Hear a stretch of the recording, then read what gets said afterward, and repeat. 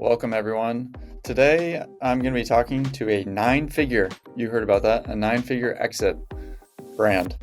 And I'm sure many of you would be attracted to a 9-figure exit. So today I'm joined by Preston Rutherford. He was one of the 4 co-founders of Chubbies. This will be a really great episode, especially if you guys are in apparel, but also if you guys have that goal of one day getting acquired, exiting, what the proper things are to focus on. Preston is a wealth of knowledge that he's going to lay into you as far as and give us as far as contribution dollars, contribution margin, the difference between those, how him focusing on revenue and ROAS, them almost going out of business several times because of looking at the wrong metrics. Off the backs of our forecasting series, I think this is a really, really great episode. It was one of my favorites in a long time to just interview, listen, learn, and inquire around how he built such an amazing business at Chubbies. So without further ado, let's jump in.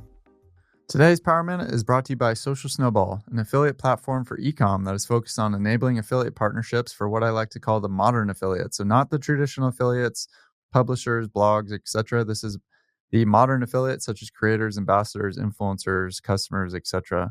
So there's many things I love about Social Snowball. One of the first things that comes to mind is they eliminate all code leaks.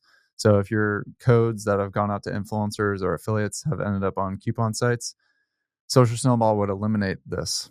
Also, it's very important to have a tiered-based system to motivate your affiliates to continue to post and generate revenue for you. So they make that super seamless. Make it super easy on the affiliate to get paid out any which way that they like. So Venmo, PayPal, directly to their bank, on a Visa gift card, Amazon gift card, all that, etc. If you guys haven't checked them out, they're on the Shopify App Store. Go check them out today. You're missing out. They're clearly the best and our number one recommendation for affiliate marketing. All right, guys, back with another episode of the Influence Marketing Blueprint. I am in the solo driver's seat. No co-partner, co-CEO, just me and my guest, Preston Rutherford. Thank you for joining, my man. Yeah, I'm pumped to be here, Cody. This will be awesome. And I'm a big fan of your podcast, so I'm happy to be here. Well, why don't you give the listeners a little bit, just a high-level overview of who you are before I brag about you? Sure. Preston Rutherford, one of the 4 co-founders of a men's lifestyle apparel brand built for the weekend called Chubbies Shorts. And it's focused on sort of like all things marketing, growth, brand, et cetera, et cetera, et cetera. And we started the business in late 2011. Business was acquired in late 2021. Went public shortly thereafter as part of a roll-up called Solo Brands. Ticker on New York Stock Exchange is DTC, which is kind of fun. And just a lover and student of marketing, brand building, and just consumer brands in general. So I'm pumped to have the opportunity to chat today, and hopefully it's helpful, useful to the folks who decided to allocate their time to this. I'm sure it will be. And what are you up to now? Are you still involved in Solo Brands and Chubbies? And no, I'm not. I'm a happy fan cheering the team on from the outside. Happy shareholder in the public company, and in the early stages of starting something new, which is too early to even sort of talk about, but that's taking up 150% of my time. Got it. Okay, cool. Well, I've been hawking your LinkedIn activity because you've been very active on there and just putting out a lot of great content. So real quick for everybody listening, just go follow Preston on LinkedIn. He's putting out a ton of content. Define brand. Sure, let's do it. All right, jumping right in. So the way I would define it, like the TLDR, is it is the revenue you have when you turn off all of your marketing, all your new product launches, all your discounts. And that is the financial definition, in my opinion, of brand. And the way I'm coming at it is simply that the way we viewed brand building Chubbies was that it was kind of like BS, it's like, hey, do you want to light money on fire? Okay, do brand marketing. Right. And, because we came from a performance marketing, data driven accountability DNA. That's how we built the business from day one. But, the problem we ran into is we became over reliant on this bottom funnel demand harvesting, super measurable, as measured on whatever your short-term click-based attribution window is. And that kind of like led to us almost going out of business. So my goal in most all of my LinkedIn, musings or whatever is to try to demystify, de-hand-wavify, and try to turn brand building into being no different from a measurement perspective, as bottom funnel performance marketing or highly accountable influencer marketing, et cetera, because all it is that measure of revenue, and all that means is that more people buy from you by coming to your website, by entering your URL in their browser, or by Googling your brand name and then not having to click on a sponsored link, but coming directly to your site in that fashion. The only way you do that is by changing people's minds, but in regards to how they think about you, so that when they are in market, and one of the most mind-boggling things that I ever learned is that 95% of the people seeing your ads on any given day are simply not in market. You cannot convince them to buy from you. Yeah. So the 95% of folks, when they do decide that they are in market for, Tiny Men's shorts, for instance, they don't go through this highly rational, objective, pro-con, comparing product features of this brand, blah, blah, blah. They're just like, shorts, Chubbies, boom. I go to the site, I buy, and that's where profits come from. And when we figured all that stuff out, which we had no idea about for the first 5-6 years of the business, that's when we became a business that started to be able to grow profits, top line, both at the same time. And that's sort of like the thing that got us to some kind of an acquisition. Whereas before that, we were growing revenue a bunch, but not worth acquiring. So we had to not do that because we almost ran out of money a bunch.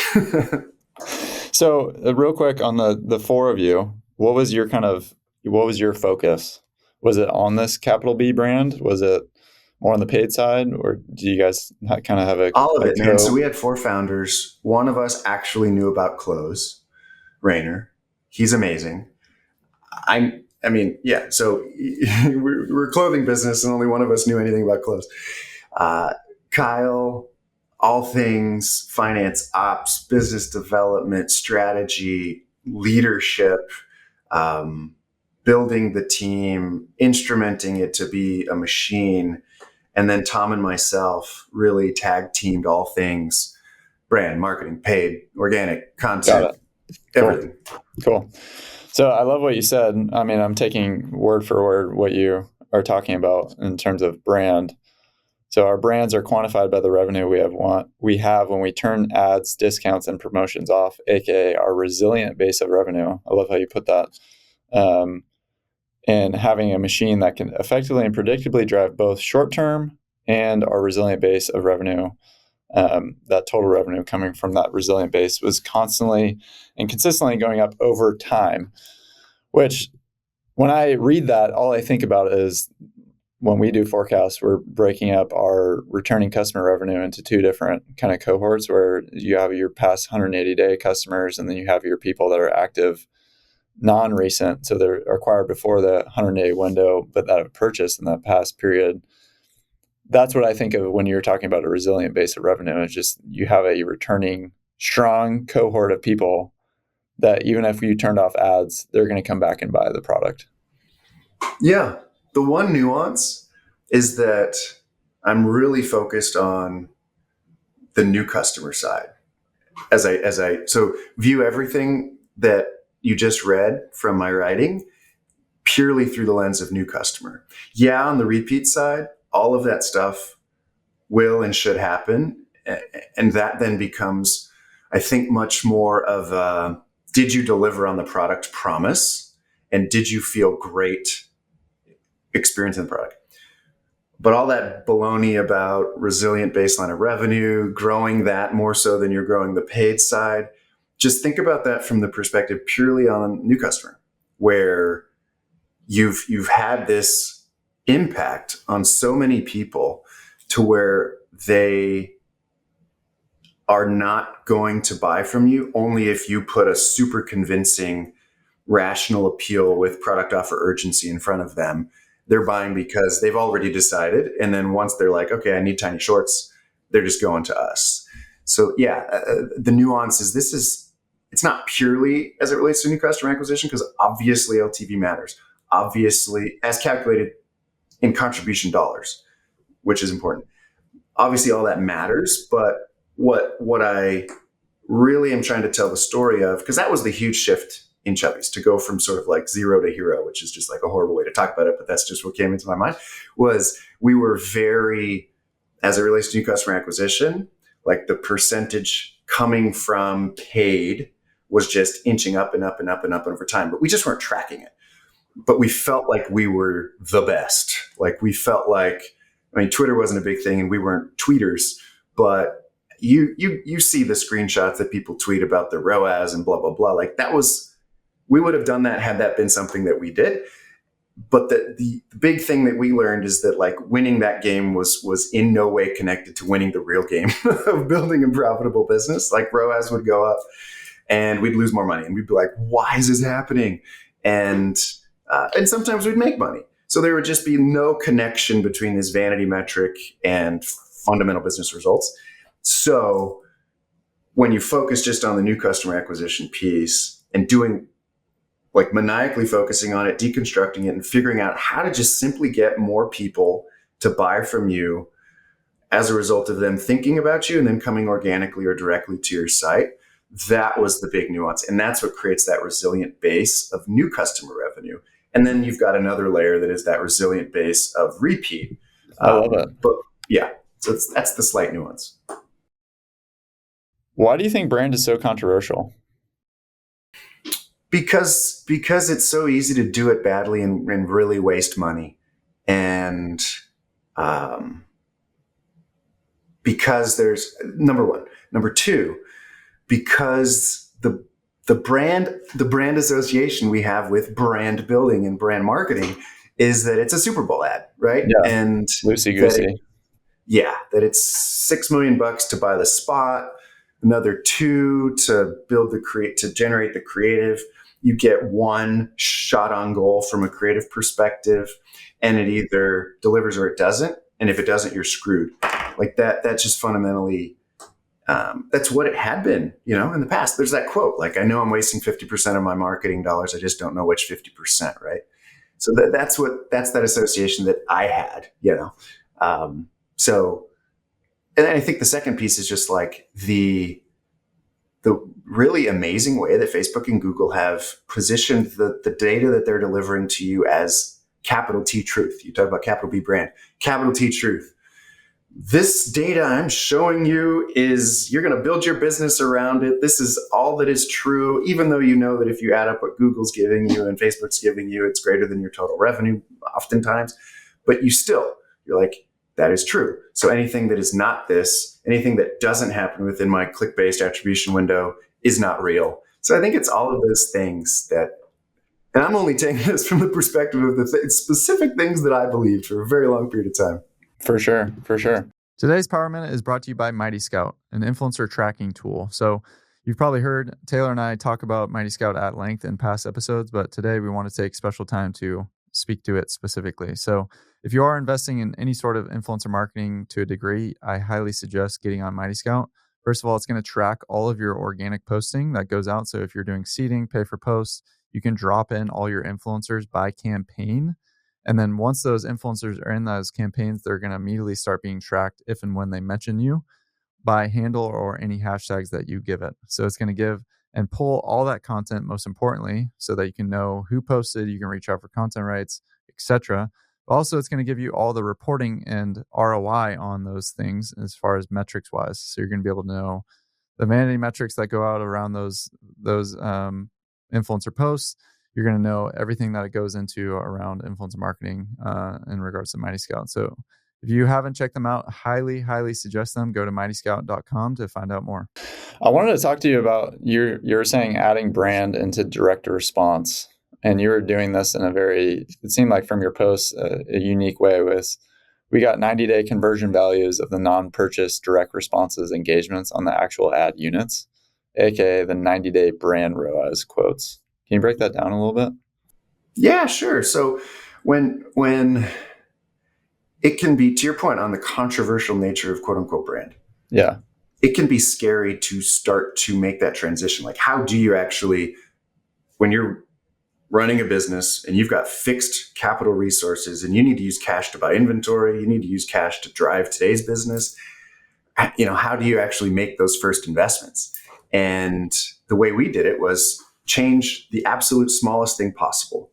Don't go from being like a heavy direct response marketer, optimizing all of your static creative and being really good at that, measuring everything, getting the toggles, blah, blah, blah, to just becoming this organization that only creates like long form, emotionally driven video, right? That's a recipe for disaster. So like there was that. But the other piece is we were scared. We didn't want to waste money. Like data mattered. So we were like, okay, we do this DR stuff. We've got our conversion ad sets. We've got a flow in place. And this was kind of around like when Facebook Analytics came out, which was only out for a short period of time, right? Yeah. Gave you a much more interesting connection, kind of like between your audience and conversion behavior. And it was like, wow, yeah, you can make some of these connections. There's something there. And use some of that to just sort of like think about, okay, how can we actually, because this is all marketing is direct response, in my opinion, right? And it's just different responses. So then in the same way you value the response that is a purchase, you should be able to value every other response, because you can use digital quantifiable behaviors as a proxy for real life. Like just because so much of digital stuff is happening, so much of life is happening in the digital realm. So that being the driving assumption that you may or may not agree with, but we do, the thinking was, okay, well, let's just, in this, yes, a purchase is like 100% probability of driving that purchase, and the revenue, the contribution, you can pass back either one of those to Facebook and it'll optimize on that. But there's also these other things that Facebook isn't understanding or valuing, but we understand them for our business. We should be able to value them if we look back and do whatever historical, statistical, econometric analysis on, you drive a lot of these behaviors, and then this is sort of like what happens, and you find those interesting relationships. So that's effectively like tactically what was done, but it's as simple as, and I'm going to use wrong numbers, but like a like is worth $1, a comment's worth $2, a share is worth $4, or whatever, a follow's worth $8. And you just look at the engagements that ad unit drove, multiply number of engagements by conversion value, and you kind of get a different return on the same spend. And it allows you to do things like run the piece of organic content that you thought was cool, that has more of a brand first feeling to it. But then when you drop it into your conversion ad set, it 99 times out of 100 will not drive a higher ROAS or whatever your metric is. The Facebook algo will not prioritize it because it's not optimizing on whatever your objective is. But there's something there. It's doing something for your brand. Like, it's telling the story. So you're just like, but I don't know how to value it. So anyways, the idea was just that when you put these two things together, like what Facebook is telling you, plus what these values that we were kind of able to quantify after doing like a bunch of historical analysis. This was only once we had like data science people, modern data stack, data engineers, built out. Maybe Matt overinvested, at least at the time. There was a wonder. Maybe we've like massively overinvested in the data side. Now looking back, we're like, wow, that was one of the best investments we made, because this is really hard, but really important. But it allowed us to run our paid media in such a way where all we were doing was making a leap of, we're already valuing responses. So that's cool. So then the CFO is like, okay, then all you're doing is valuing something else that is kind of like on the way to a purchase. So like, okay, I can wrap my head around that. Right. The great thing though, is that generally manifests in terms of revenue. Harkening back to that resilient base of revenue, generally when you've changed people's minds, that revenue that will manifest over the next 30, 60, 90, 180 days should come through owned and organic traffic sources, because someone thinks of you, they've made the decision, they buy from you. So from a contribution perspective, it's just far more profitable and advantageous to the business. So there's sort of like, when you then kill the ad that had the higher short-term ROAS but wasn't driving these brand responses, and you do that over and over and over, you start running the more brand first creative, ROAS will go down, but that resilient base of revenue should grow over time. And then the catch that you're just like dropping through the P&L really starts to change and really starts to look nicer. And when your Facebook ads for, let's say, our credit card payment didn't go through and deliverability is down for a couple of days, you don't have revenue drop through the floor, because you've got this resilient base. You've got so many people out there that are like, okay, when it's time for me to get shorts, I'm coming to Chubbies. I don't have to see that ad in order to convert. So all these wonderful things happen when you start doing that stuff. I want to go back to what you were mentioning earlier. You made a quick comment about, you guys almost ran out of cash several times, focusing so much on the vanity metrics of ROAS and revenue. And until you switch, and you even put more content about this too, until you start really focusing on first order contribution margin. And contribution margin has been like a hot term on Twitter, even though it's like been a finance term for forever. As long as business has been business. Yeah, exactly. It's like nobody invented this term. It's not like a hot ticket item, but it is great that everybody is focusing on this. And even how we run campaigns, we're optimizing our ads on first order CM. Talk to me a little bit about that. Like, what was that revelation? Was it just simply like the fact that like, hey guys, like we're looking at cash in the bank and we're losing money, month over month, and how do we get to this? Or was it the thinking, okay, we want to sell this business in 3 to 5 years, and you start talking to firms and they like, hey guys, your CM needs to go way up, or you need to start optimizing this. What was that thought process? How did you guys arrive at that? Yeah, a couple of things. Great question. So first was, it's not like contribution wasn't a thing that was looked at. Like I look at Kyle and Dave and the rest of our finance and accounting team, like they were also very smart people. So I don't mean to imply that it's like, oh, they didn't even know what this was, but because they did, and they're way smarter than I am. But it was the process that we had that was broken as it relates to how this information on contribution was getting back to us on the marketing side. You do your monthly financial close, so it takes time. So let's say December 31st, end of month, you then do financial close, however long that takes. Then you get data for December, let's say January 14th. I don't know. And that's when we would find out about last month's contribution. And then we'd be like, and this happened so many times, we'd be like, what the heck? This wasn't what I thought happened. Why? And then, so there's that. Like, that's fundamentally a problem. And we were like, okay, that has to be solved. So let's identify the issue, 5 whys or whatever. Okay, because we're finding out so late. But then it's sort of like, okay, well then why the heck was this happening in the first place? And there are all these things that we then realized would show up in revenue as wins, but then would show up in contribution as losses. So, things like lower margin product that we're launching that we as marketers didn't know about, right? Because, maybe we had to air the product over. And so therefore, Your pushing it probably doesn't way higher. Yeah. Or we're scared to charge the price that we originally wanted to charge back when we planned out the product and marketing calendar 6-7 months ago, but now we kind of feel like there's some tepid demand. So I don't think we can come out with a product that's $15 higher than our first price. So we drop the price again, product margins down, or we launched jackets. Like, we're shorts people, tiny tiny bags, tiny packages. We do fluffy jackets. We need to get new boxes. We go up to a new shipping cost tier that is completely not linearly scaling to AOV. And we're shipping these things out. And we're just like, what? The P&L on these orders. And we weren't even looking at everything on a per order basis that deeply. And certainly that information wasn't getting back to the marketing team. So all of these things, we were just like, oh, okay, that's not captured in revenue at all. We have to include all these variable costs to have any insight into how our marketing team can actually help drive profits, with the assumption being we're holding fixed costs relatively constant, right?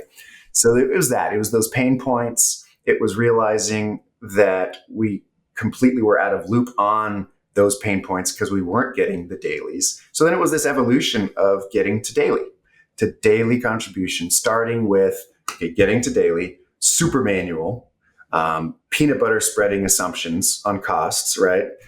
To having an ERP that then allowed like dynamic SKU pricing, making sure that every new SKU that we were selling had costs in there, because we would miss costs sometimes and we'd launch a brand new SKU because whatever, our process broke.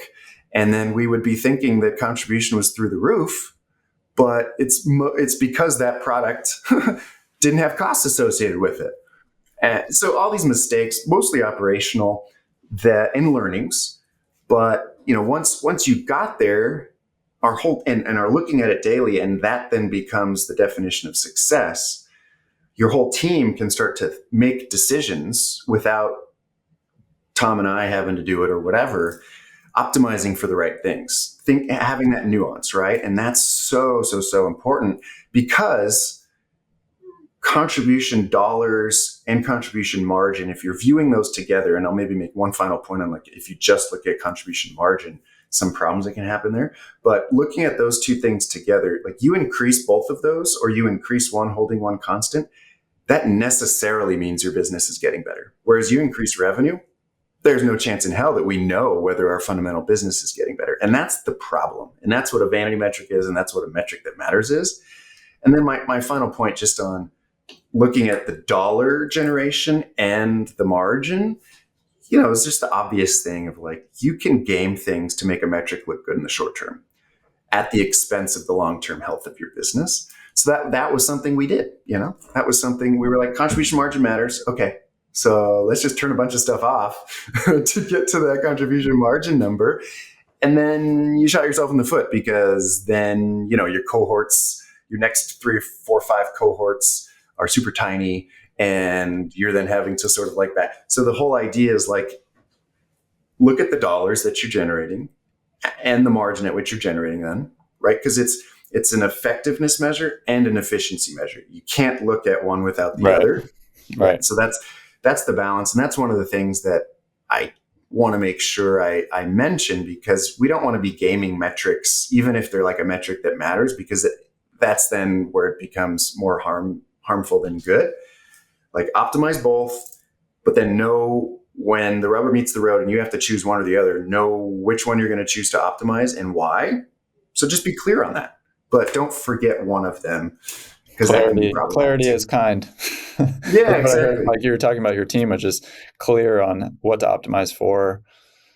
Know your numbers, know your unit economics. I mean, what you're reminding me of too is pre-iOS 14. It was just so people got lost in the sauce of AOV minus CAC, and that's my revenue, baby, on Facebook ad account dashboard. And now we have to be a lot smarter as marketers, 3 years after iOS. And I think a lot of people are, because they're not just taking that capital T truth of what you think the capital T truth is, whether it's GA last click or Facebook analytics, all that stuff. So, well, we haven't even talked about influencer, which I love. It's focused on the main things to run a business. But you guys have partnered with a few people in the past. We were talking before we press record. You're talking about George Kittle. You're a Bay Area guy. You talked about Thomas Rhett. Yeah. So maybe just break down how those partnerships came to be. Was it a inch up, kind of like seed products and work with maybe smaller tier influencers? And then we just kind of realized that, hey, here's a fit here. Talking about Facebook analytics, what did you find George Kittle fans in your Facebook analytics? I used to hawk those things back in the day. But Yeah. I guess just break that down as far as like how those partnerships came to be, how that affected Chubbies at large. Yeah. I think the first thing I would say, like, caveat the heck out of it. I humbly say that I look to other brands because I don't know if, at least when I was there, so I can't speak, that we totally had it figured out. And I think the main thing, and I'd be curious to get your thoughts, is that it was sort of like a can I say half-assed, half-hearted commitment to this. Like, it was something that we'd try, maybe devote someone half time to it for 30 days and expect results. I mean, I think it's the same thing that is what a lot of us try to do with like broad reach or brand marketing. So I think that's a regret that I have looking back, is not understanding the true importance of this as an existentially important component of the business. But, you stumble forward long enough and, in spite of ourselves, some cool people with big followings are organically a fan of the brand. And we find out about this stuff. Either we just see them post, and they didn't tag Chubbies or whatever, but we just happen to follow them because we're fans of them. And we see them in Chubbies and we're like, holy shit, this is amazing. This is so crazy. Let's just put fuel on this fire. So mostly it's just sort of like, even a blind squirrel finds a nut sort of thing, like just seeing it and then just trying to be like, well, let's follow this, to a certain Build a extent. relationship here. Yeah, build a relationship. And I think that the cool thing about our product that sometimes I was like, oh gosh, is this like limiting? Is that it is so bright and so notable. Like, it's a shorter silhouette, but then they're normally, at least on our swim trunks, the prints are just loud. And some of them have gotten to a place where you just like, no, that's a Chubbies print, which is amazing. So the identifiability of something like that is great. But then you also sometimes think, you're just like, I just want to be a basics brand because people buy basics all the time, and the TAM of a basics brand, whatever, there's just, you have these stupid thoughts. At least I do, when you kind of grass is greener sort of thing. But anyways, yeah, I mean, with and there were other athletes and other just people that we felt represented this idea of like carefree freedom, fun, confidence, that we're just kind of like out there doing it. And yeah, seeding, sending stuff out. One of the coolest things, I'm a huge Jimmy Buffett fan. One of the coolest things was seeing him wear one of our shirts. And I mean, yeah, but just amazing stuff. And I think it's just one of those things that, yeah, I mean, I think to your point, it requires commitment. So I wish we would have done better there. But then I think maybe the one thing we did okay was just making sure that when we saw something, we tried to build upon that momentum. And for better or for worse, I think that worked to a certain extent. And so with George, again, with George and Thomas, was that how it kind of came to be? Is like you saw them tagged Chubbies, and I don't know. I don't remember if they actually tagged, or I mean, with Rhett, it may have been that we were kind of like talking to his people sort of thing, maybe after we saw that he had because I listened to his music. I think he's a fan. A lot of us we're fans. So a lot of us, I think, saw it. And then we were just like, oh shit, let's just try to do something with this. Let's jump on this. And then I think we reached out to people.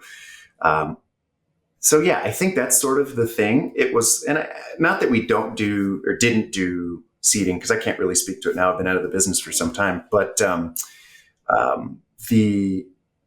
think the operationalizing this whole thing was really tough too, right? I mean, and that's a regret, because that was the wrong way to look at it. Because the math we did was, I can put one person on media buying and look at the revenue they can drive.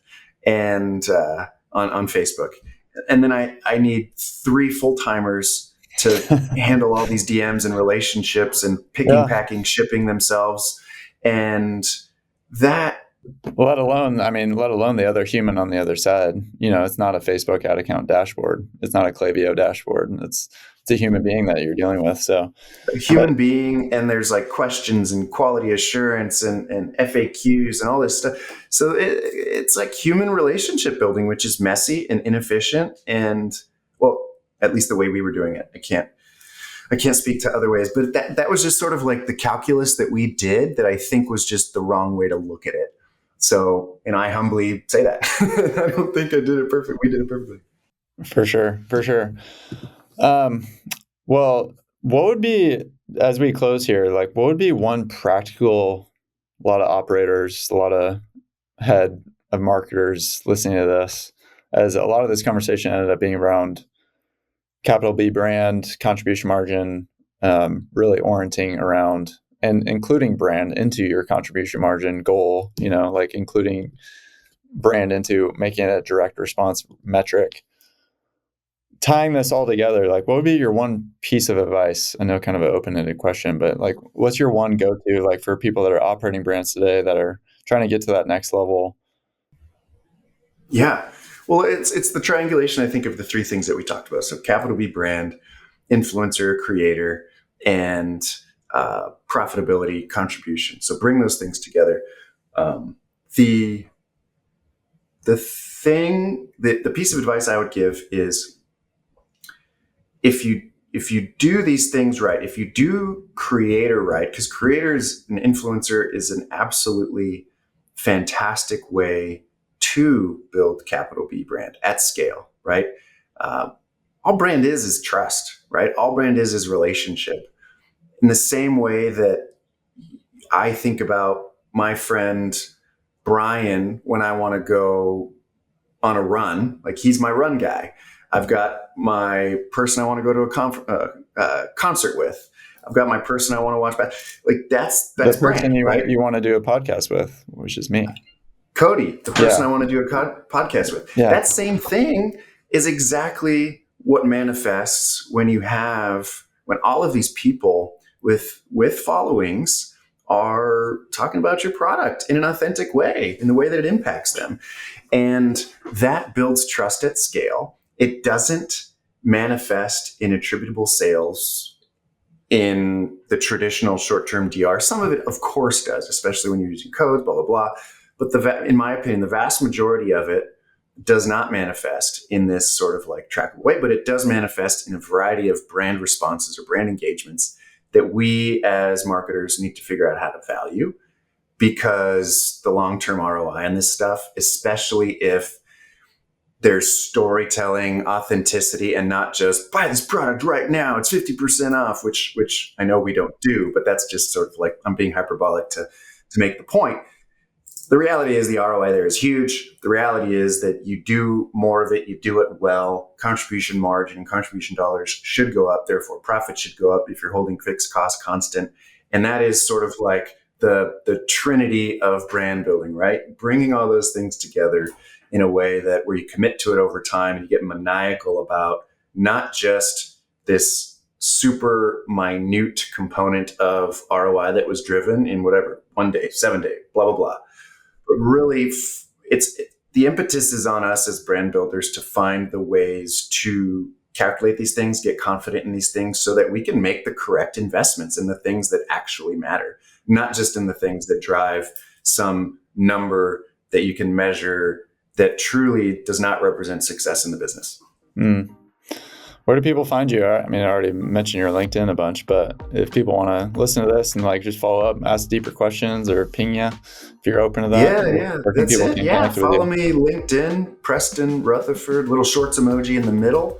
And I'm trying to post every day based on all of the mistakes that I made throughout Chubbies and what I learned. I love it. Well, thanks for jumping on the show, my man. Yeah, Cody, it was a pleasure. Thank you. This is great podcast. Big fan. I'm grateful to have been here.